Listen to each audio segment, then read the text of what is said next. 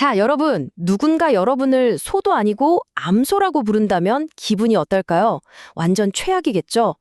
그런데 수천 년 전 고대 이스라엘에서 실제로 이런 충격적인 독설을 날린 사람이 있었습니다. 바로 성경에 등장하는 선지자 아모스인데요. 언뜻 들으면 진짜 너무 무례한 거 아닌가 싶지만 사실 이 비유 속에는 현대사회를 살아가는 우리에게도 완전 뼈를 때리는 엄청난 역사적, 도덕적 메시지가 숨겨져 있거든요. 오늘 이 기막힌 텍스트의 진짜 의미, 저랑 같이 한번 제대로 파헤쳐 보시죠. 그래서 먼저 이 도발적인 질문부터 던져보고 시작할게요.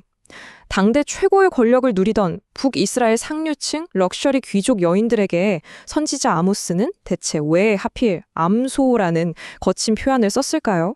그냥 기분 나쁘라고 막 던진 욕설이었을까요? 아니요, 절대 아닙니다.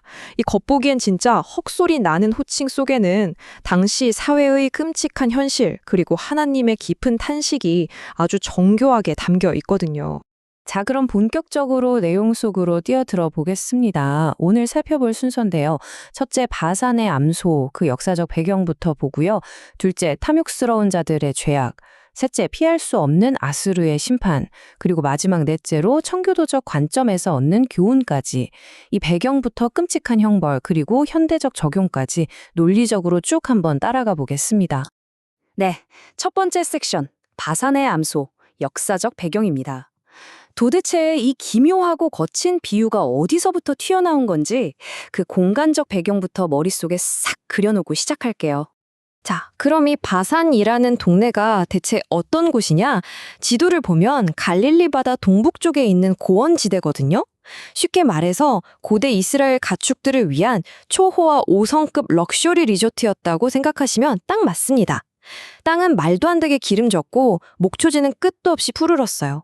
한마디로 여기서 자란 소들은 이스라엘 전역을 통틀어서 가장 살이 통통하게 오르고 윤기가 좔좔 흐르는 최상급 중에 최상급 가축들이었던 거죠.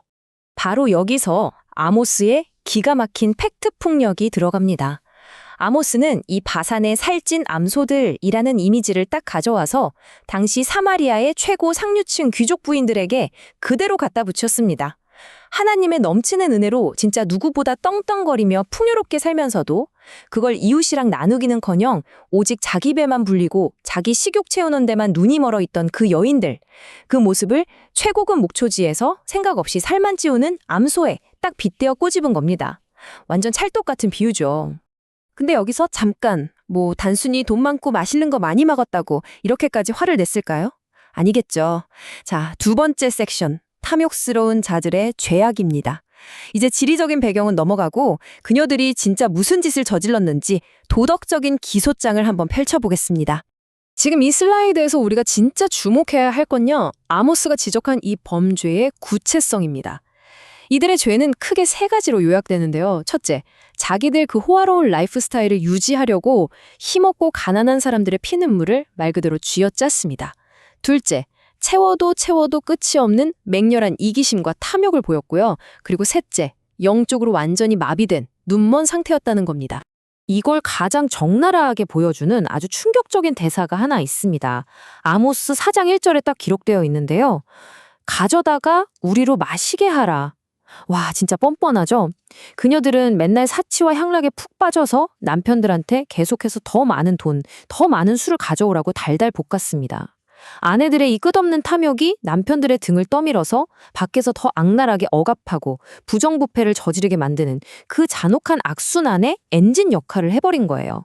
게다가 아까 제가 영적 무감각이라고 했잖아요. 이게 무슨 말이냐면 바산의 암소들이 세상 평화롭게 와구와구 풀을 뜯고 있지만 사실 걔네들이 향하고 있는 최종 목적지는 어딜까요? 네, 바로 도살장입니다. 이 사마리아의 여인들도 똑같았어요. 당장 몸 편하고 즐거우니까 자기들 코앞까지 다가온 그 무시무시한 하나님의 심판날은 꿈에도 생각 못했던 겁니다. 그냥 고개 푹 숙이고 풀만 뜯는 소처럼 영적인 시력이 완전히 제로가 되어버린 거죠. 그렇게 현실 파악 못하고 즐기던 그들에게 마침내 진짜 현실의 심판이 들이닥칩니다. 세 번째 섹션, 피할 수 없는 아수르의 심판입니다. 아모스 4장 2절과 3절에 뚝 떨어지는 아주 어둡고 소름 돋는 역사적 판결의 순간으로 가보시죠. 자, 이 화면의 대비를 한번 봐주세요.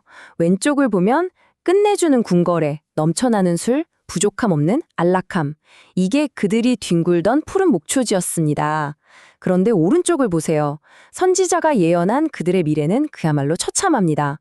푹신한 침대 위에서 뒹굴던 그녀들은 어느 날 갑자기 갈고리에 꿰어 질질 끌려가고 절대 안 무너질 거라 믿었던 그 화려한 궁궐의 부서진 성벽 틈새로 쓰레기처럼 내던져질 운명이었던 겁니다.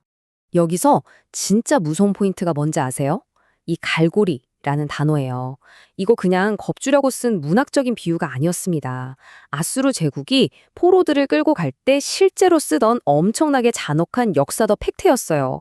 침략자들은 포로들의 코나 입술에 진짜 날카로운 쇠갈고리를 푹 꿰어서 사람을 짐승 끌고 가듯 밧줄로 끌고 갔습니다. 상위 1% 부유층 사모님들이 하루아침에 도살장으로 끌려가는 진짜 짐승 신세로 전락하게 된 거죠. 와, 진짜 등골이 서늘해지는 역사적 팩트 아닌가요? 자, 그럼 네 번째 섹션, 청교도적 관점에서 얻는 교훈입니다. 수천 년 전에 이 잔혹한 심판 기록이 21세기를 사는 우리랑 도대체 무슨 상관이 있을까요? 17세기 개혁주의 청교도들의 시선을 싹 빌려와서 이 오래된 텍스트가 우리에게 던지는 진짜 묵직한 철학적 메시지를 한번 끄집어내 보겠습니다. 화면의 표를 보실까요? 청교도들은 이 여인들의 삶을 아주 예리하게 꿰뚫어 봤습니다.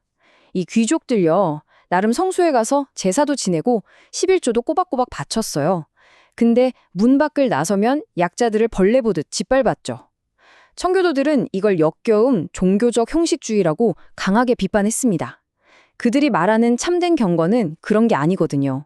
예배당에 앉아있는 걸로 끝나는 게 아니라 고아와 과부 그리고 억눌린 자들을 향해서 내 손과 발을 움직이는 적극적인 사랑, 그걸로 내 믿음을 일상에서 증명해내는 게 바로 진짜 경건이라는 겁니다. 그러니까 결국 부의 책임성에 대한 이야기입니다. 청교도들의 생각은 아주 확고했어요. 내 통장에 있는 돈, 내 손에 쥐어진 재물, 이거 절대 나 혼자 명품 사고 맛있는 거 먹고 쾌락을 즐기라고 하늘에서 뚝 떨어진 게 아니라는 거죠. 우리가 가진 모든 부요함은 하나님의 영광과 내 이웃의 유익을 위해서 내게 잠깐 맡겨진 거라는 겁니다.